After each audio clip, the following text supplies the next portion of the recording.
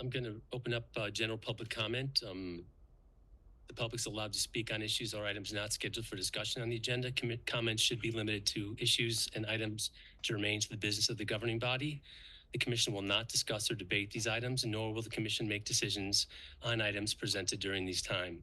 Members of the public will be limited to 3 minutes per comment. Public comment, please. Sticking around this time, Amber. My name is Dr. Justin Spees. One position that the mayor serves on is on the library board. And this last Monday, the library voted on or held a special meeting to vote on a free speech activities policy that they're enacting. And Bart Littlejohn was the mayor at that time.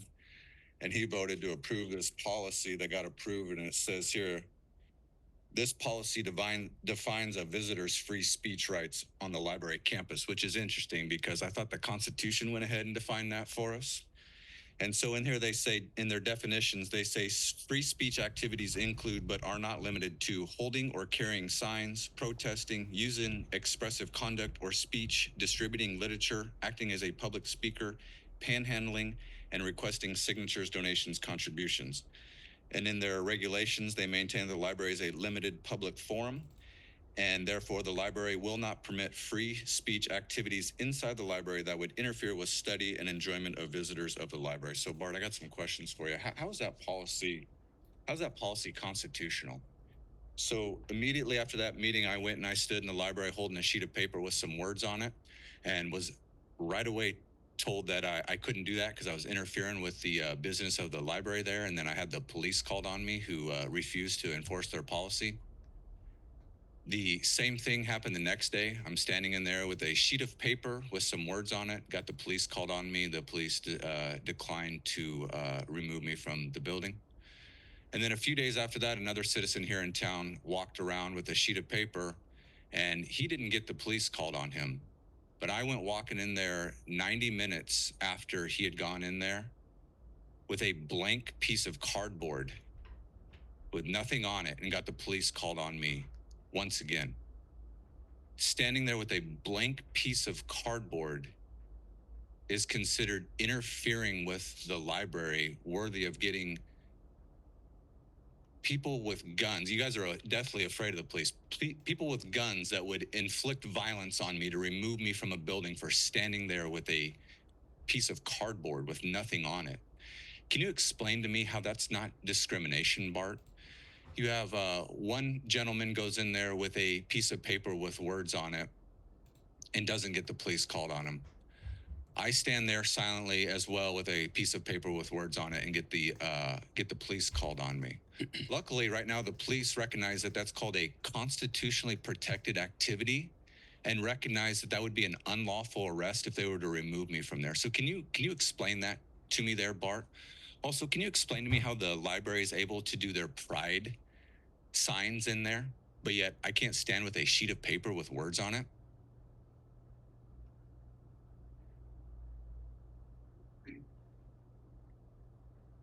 I'm glad I get to follow on that one because everything he said is true. I filmed it. Guy walked around the library for 90, I think we figured it up to be 97 minutes with a sign, piece of paper with words on it.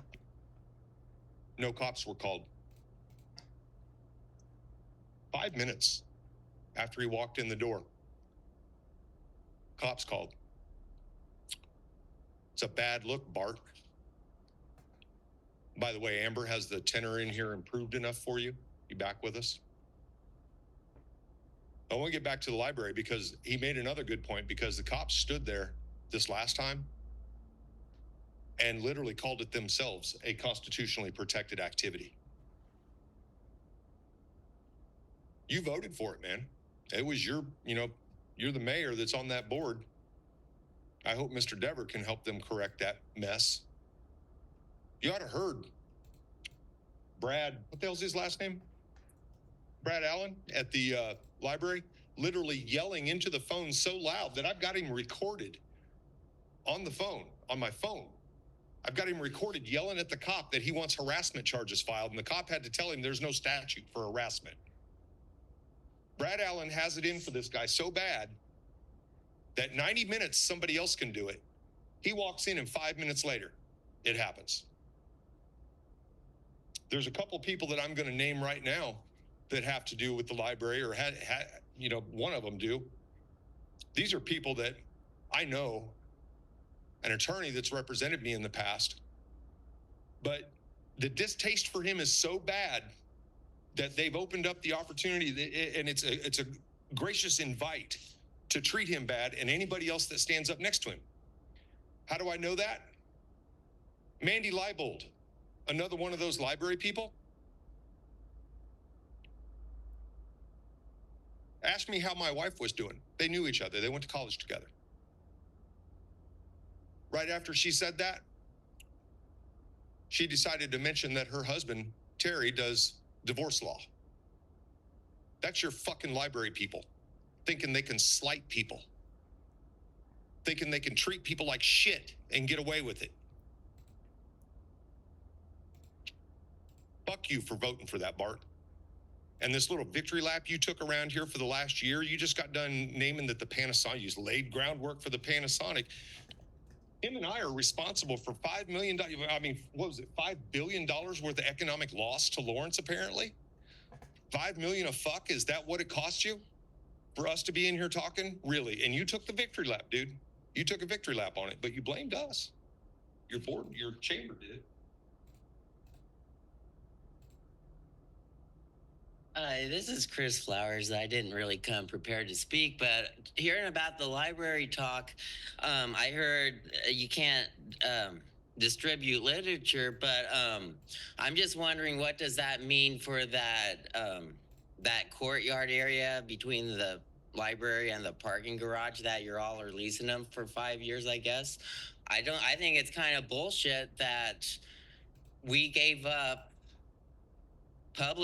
perfectly good public area like that, and now we are going to have limits on free speech in that part, like right next to the parking garage. And I can see why people who might want to push for a political cause, that'd be a great area to be handing out literature or have a sign. And now that the public can't do that now because of the new library policy. I just think that's bullshit. And I hope when that lease is up that you don't lease it to the library and you take control back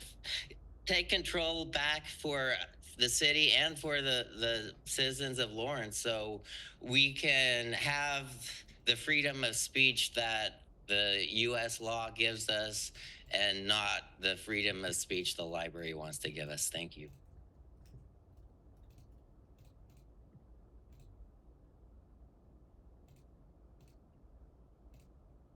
Good evening. John Martin, 66046. Mayor Deaver, I welcome you to the seat, and I glad to see you there. I hope you get a fair shake from the circus. I know what you guys do isn't easy. Unfortunately, I'd come before you to kind of express a bit of a concern. I would like to see some more transparency in the board selection process, specifically around some of the more impactful boards, planning, Board of Appeals, and most recently the non-commissioned board regarding the budget. I think there's quite a few highly qualified people in the community that would love an opportunity to serve. Would love to see some fresh blood on some of these boards. People that have a vast amount of experience on doing this type of work that aren't getting any consideration at all, whether or not perhaps because they've been open to some criticism. But having been in your seats, I think having people that will criticize you at times and then partner with you at others brings a new voice and can help you guys out immensely as well. So that's all I have to say tonight, but thank you and welcome. Thanks.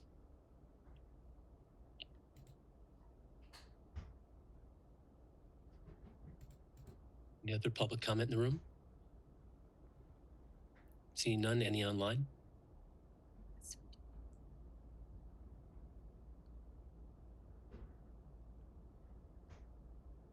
Julie Jones.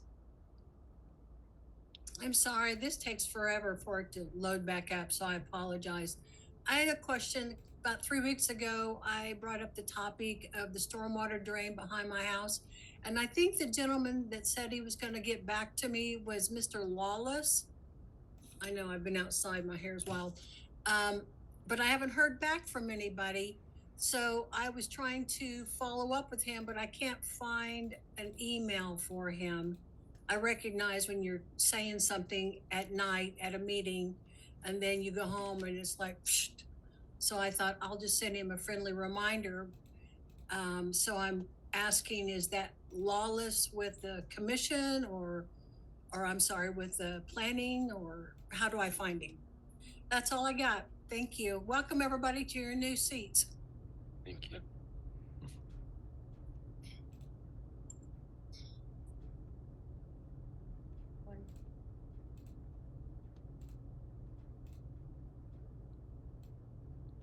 David Baston,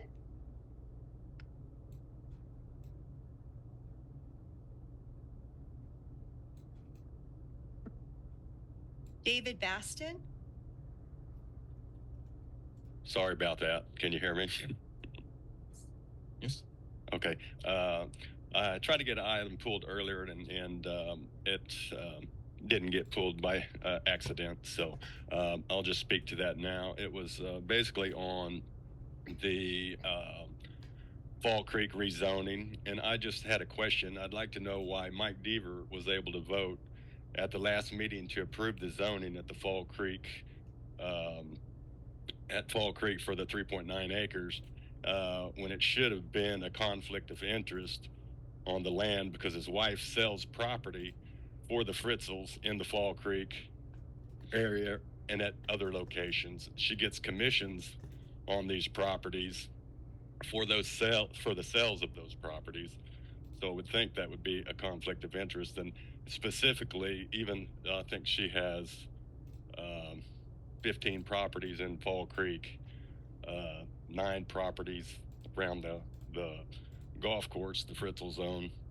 So I didn't know how he's able to vote when I would think, since she gets commissions for those properties, even that zoning of that 3.9 acres, she's got a sign right there on that 3.9 acres. So I just don't know how that's not a conflict of interest. And I was just wanting to know why he didn't refute himself from voting on that when it was pulled, along with anything else that happens to come up with those same specifics involved. Let's see. Yeah, that library deal is pretty disheartening when they have, yeah, that's a public library and there should be freedom of speech all the way around. So hopefully I know something's going to be done about that.